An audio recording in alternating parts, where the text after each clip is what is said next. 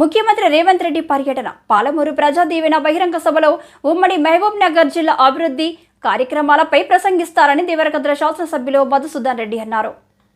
మహబూబ్ నగర్ జిల్లా కేంద్రంలోని కాంగ్రెస్ పార్టీ కార్యాలయంలో ఏర్పాటు చేసిన మీడియా సమావేశంలో ఆయన మాట్లాడుతూ తెలంగాణ రాష్ట్రంలో ప్రజాపాలన కొనసాగుతుందని పెండింగ్ ప్రాజెక్టులపై రేవంత్ రెడ్డి దృష్టికి తీసుకెళ్లడం జరిగిందన్నారు.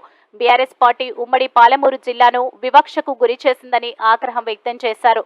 పెండింగ్ ప్రాజెక్టులను త్వరలో పూర్తి చేయాలని సీఎం ఆదేశాలు జారీ చేసిన గృహలక్ష్మి పథకంలో భాగంగా 5 లక్షలు ఇచ్చే పథకాన్ని రేవంత్ రెడ్డి భద్రాచలంలో ప్రారంభిస్తారని తెలిపారు.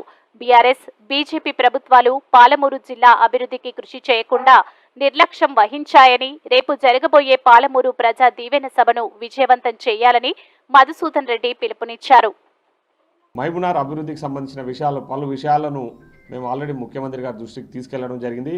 రేపు ఖచ్చితంగా ఈ పాలమూరు ప్రజా దీవెన సభలో పాలమూరు అభివృద్ధికి సంబంధించిన పలు విషయాలపైన గౌరవ ముఖ్యమంత్రి గారు మాట్లాడతారని చెప్పేసి కూడా ఆశాభావం వ్యక్తం చేస్తూ ఉన్నాం. ఆ విషయాలన్నీ మాట్లాడుతూ పెండింగ్ ప్రాజెక్టులన్నీ కూడా పూర్తి చేద్దామని చెప్పేసి ఆల్రెడీ మాతో ముఖ్యమంత్రి గారు చెప్పడం జరిగింది.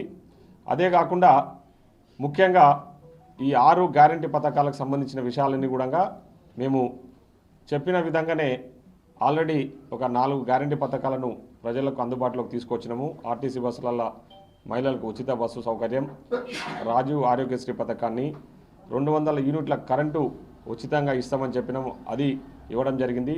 దాంతోపాటు 500 రూపాయలకే గ్యాస్ సిలిండర్ ఇస్తామన్న విషయాన్ని కూడా చెప్పిన విధంగానే ఈరోజు అమల్లోకి తీసుకొచ్చిన ఘనత ఈరోజు ఇందిరమ్మ రాజ్యం కాంగ్రెస్ ప్రభుత్వం అనేదని చెప్పేసి చాలా గర్వంగా ఈరోజు చెప్తా ఉన్నాం.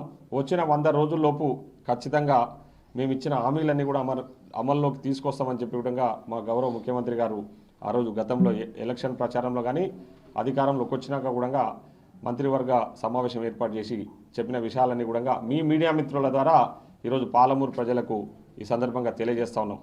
ముఖ్యంగా ఈరోజు రేపు 11వ తారీఖు ఇందిరమ్మ ఇండ్లు ఏదైతే ప్రజలు పెద్ద ఎత్తున ఆశలు పెట్టుకున్నారో, గత ప్రభుత్వంలో గత పాలకులు డబుల్ బెడ్రూమ్ ఇండ్లు ఇస్తామని ఏ విధంగా సామాన్య ప్రజలను మోసం చేసిన విషయాలన్నీ కూడా ప్రజలు మన జరిగిన ఎన్నికలలో వాళ్ళకు బుద్ధి చెప్పిన విషయాన్ని, వాళ్ళకు మేము ఇచ్చిన హామీ ఖచ్చితంగా మేము అధికారంలోకి వస్తాం, వచ్చిన వెంబడే ఇందిరమ్మ ఇల్లు కట్టుకునే వారికి, జాగా ఉండి ఇల్లు కట్టుకునే వారికి 5 లక్షల రూపాయల ఆర్థిక సాయం చేస్తామని చెప్పడం జరిగింది.